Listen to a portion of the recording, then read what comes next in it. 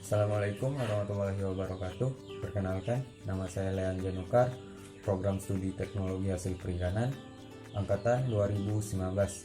Baiklah, di sini saya akan menjelaskan sedikit mengenai ekosistem lamun. Langsung saja, apa itu lamun?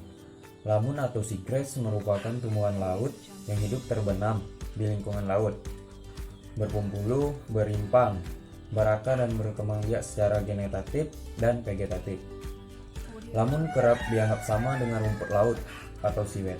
Hamparan lamun baik satu jenis maupun multijenis membentuk padang lamun yang menutupi area perairan laut dangkal dan membentuk ekosistem lamun. Lamun merupakan tumbuhan berbunga yang berkerabat dengan tumbuhan lili dan rimpang-rimpangan darat daripada rumput sejati. Lamun tumbuh pada sedimen lantai zona intertidal laut dengan pertumbuhan tegak, daun memanjang dan memiliki struktur mirip akar atau rimpang yang terkubur dalam sedimen.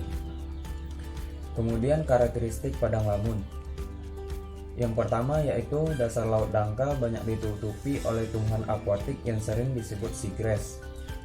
Kedua, lamun merupakan satu-satunya tumbuhan berbunga yang dapat hidup di laut. Ketiga, padang lamun ini membentuk karpet yang tebal hingga mencapai 4.000 helai daun per meter persegi, menutupi dasar laut dan membentuk komunitas yang sangat mencolok di laut dangkal baik di tropika maupun temperate. Keempat, ekosistem padang lamun memiliki peran sangat penting baik secara ekologi maupun biologi di kawasan pesisir dan estuari. Dan yang kelima, tumbuhan ini berperan sebagai produsen dan menyediakan makanan bagi penyu, dugong, invertebrata, herbivora dan ikan herbivora. Daun-daun lamun yang mati akan terendapkan di dasar laut dan didekomposisi oleh detritivore. Kemudian keanekaragaman dan distribusi lamun. Spesies lamun di bumi hanya ada sekitar 60 spesies yang dibagi dalam 5 famili dan 12 genus. Famili yang termasuk lamun dimasuk ke dalam divisi Agnoliopsida, kelas Liliopsida, subkelas Helobiae, ordo Hydrocharytales, dan Potamogetonales. 5 famili yang termasuk ke dalam lamun yaitu yang pertama Zosteraceae, kemudian Posidoniaceae, yang ketiga Cimodeaceae, keempat Hydrocharytaceae, dan kelima Rupiaceae.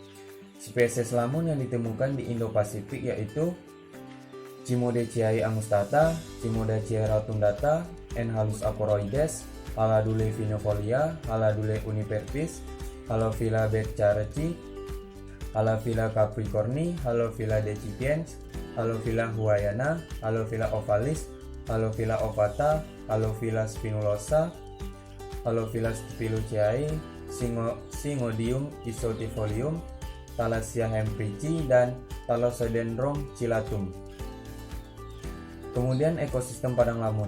Padang lamun memiliki struktur rizoma yang sangat luas dan kuat sehingga mampu menjaga stabilitas sedimen dasar laut dan mencegah abrasi akibat arus dan gelombang laut.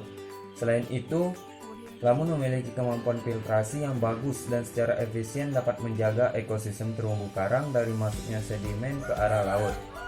Padang lamun yang luas membentuk habitat bagi banyak organisme laut dan saling berinteraksi membentuk ekosistem padang lamun. Komunitas padang lamun ini memiliki produktivitas primer dan sekunder yang sangat tinggi sehingga dapat mendukung kemelimpahan dan diversitas ikan dan invertebrata. Padang lamun menjadi tempat pemijahan bagi ikan maupun invertebrata laut dan melindungi anaknya dari predator. Struktur rizoma, akar, dan daun yang membentuk kanopi di bawah air sering menjadi tempat bersembunyi untuk berlindung dari predator dan menyediakan substrat untuk menempel bagi organisme lain. Kemudian yaitu manfaat dan peran lamun. Adapun manfaat lamun yaitu yang pertama menstabilkan serta menahan sedimen-sedimen yang dibawa melalui tekanan dari gelombang dan arus. Kedua yaitu daun-daun memperlambat dan mengurangi arus serta mengembangkan sedimentasi.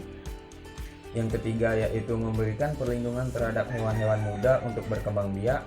Yang keempat, organisme-organisme epifit pun dapat dibantu berkembangannya oleh daun-daun lamun. Dan yang kelima yaitu mampu mengfiksasi karbon yang sebagian besar hasilnya masuk ke dalam sistem daun rantai makanan. Dan peran dari lamun yaitu yang pertama sebagai produsen detritus serta zat hara, yang kedua pengikat sedimen dan penstabil substrat yang lunak dengan sistem perakaran yang padat serta saling menyilang. Yang ketiga sebagai area berlindung, tumbuh besar mencari makan, memijah bagi seluruh biota laut serta terutama dalam melewati masa dewasanya. Dan yang terakhir yaitu sebagai tudung pelindung penghuni lamun dari sengatan matahari yang mengganggu. Baiklah, hanya itu yang bisa saya sampaikan pada kesempatan kali ini mengenai ekosistem lamun.